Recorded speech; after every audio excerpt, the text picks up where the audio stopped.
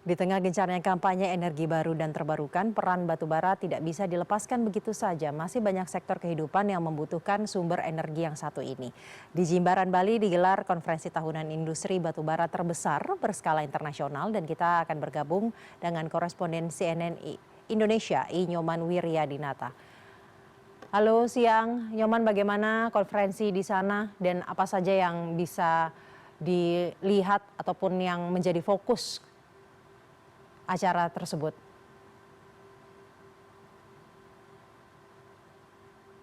Tadi saya berada di salah satu hotel di Jimbaran, Bali, di mana diselenggarakan Cool Trans 2025 yang dilakukan selama 3 hari di sini, yakni pertemuan internasional para pelaku industri batubara, termasuk juga pemerintah, termasuk juga stakeholder terkait dengan industri batubara.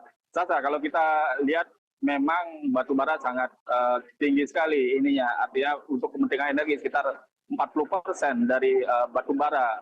Tadi dalam pembukaan yang dilakukan oleh Dirjen Minerba, Triwinarno, mewakili Menteri SDM, menyatakan bahwa batubara selain sebagai energi yang 40% yang mencukup untuk kebutuhan energi, termasuk juga penyumbang sektor pajak di tahun 2024 saja sebanyak 143 triliun pajak yang mampu diambil oleh negara dari sektor ini, sektor pertambangan batubara seperti ini. Dan ditargetkan memang di tahun 2025 ini sekitar 250 triliun pajak beserta hal lain-lain dari batubara ini. Inilah yang menjadi kenapa Indonesia kemudian menjadi host dalam pertemuan yang diselenggarakan oleh Fastmark, di mana Indonesia dalam hal ini Asosiasi Pertambangan Batubara Indonesia menjadi host dalam acara ini, acara tahunan yang mempertemukan tidak hanya membahas masalah pasar batubara, namun juga arah dan kebijakan batubara ke depan. Kalau kita lihat dari tadi misalnya dibicarakan oleh Pak Dirjen yang menyatakan bahwa ke depan di tahun 2060 memang transisi energi menjadi energi yang lebih bersih. Inilah yang diharapkan dari pertemuan ini, artinya para pelaku usaha di bidang pertambangan batubara juga membahas hal-hal yang positif dalam artian bagaimana di tahun 2060 nanti Indonesia menjadi mentransisikan energi dari energi yang lama menjadi energi yang lebih bersih. Dan salah satu yang dicetuskan adalah bagaimana membuat DMA atau dimethyl ether menjadi salah satu alternatif energi LPG. Kalau kita lihat sekarang ini sekitar 4,6 juta bahan LPG diimpor dari berbagai negara, sehingga kalau bisa misalnya dihilirisasi batubara ini dengan proses gasifikasi, maka batubara bisa dihilirisasi menjadi DME atau dimethyl ether yang bisa menjadi alternatif energi untuk pengganti LPG. Inilah salah satu yang diputuskan di dalam pertemuan ini, yang tidak hanya membahas masalah pasar, namun juga masalah arah dan kebijakan ke depan. Dan mereka diharapkan tidak hanya dari Indonesia, dari berbagai negara, sekitar ada 2.800 partisipan yang hadir dalam acara ini. Sasa, kalau kita juga bisa melihat bahwa batubara ini sebagai penyumbang energi sekitar 40%,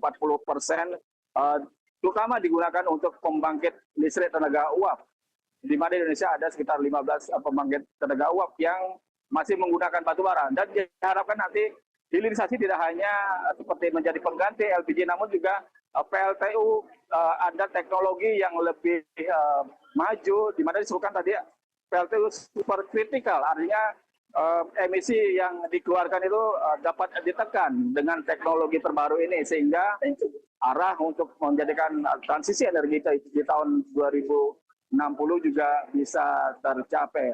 Kalau kita lihat di Indonesia sendiri, bahan batu bara ini dinyatakan sekitar 31,9 miliar ton, sehingga kalau misalnya diproduksi rata-rata setahun 700 juta ton saja per tahun, maka operasi ataupun penambangan batu bara ini bisa berlangsung selama 45 tahun.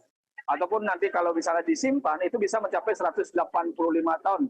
Dan ini sangat panjang sekali, di mana batu bara masih dikategorikan sebagai energi yang tidak bersih, namun diupayakan dengan adanya hilirisasi, termasuk juga teknologi-teknologi PLTU yang lebih maju diharapkan dapat menekan emisi kotor sehingga batu bara ini tetap bisa digunakan, karena batu bara ini juga selain penyumbang pajak juga menjadi sektor penggerak ekonomi masyarakat, terutama di daerah-daerah pertambangan, termasuk juga di sektor lain yang berkecimpung dengan dalam pertambangan ini, misal transportasi, termasuk juga hal-hal lain stakeholder yang tergabung dalam penambangan batu bara ini. Dan di Indonesia sendiri perusahaan tambang batu bara ini sangat besar sekali, mencapai 959 usaha tambang batu bara dengan resource yang tadi saya sebutkan sekitar 31,9 miliar batu bara yang bisa sampai 45 tahun ini, yang menjadi kenapa juga harus dilakukan transisi energi, karena batu bara masih dikategorikan sebagai energi yang masih kotor emisinya, sehingga tidak hanya hilirisasi namun juga diperlukan bagaimana batu bara, pengguna batu bara dalam hal ini misalnya tidak hanya PLTU bisa menekan emisi dari penggunaan batu bara, termasuk juga di smelter, di perusahaan pembuat kertas, termasuk juga semen. Ini diharapkan teknologi baru sehingga dapat menekan emisi yang dihasilkan dari penggunaan batu bara sendiri. Kembali ke Anda, Tata. Baik, terima kasih Nyoman Wiryadinata laporannya langsung dari Bali.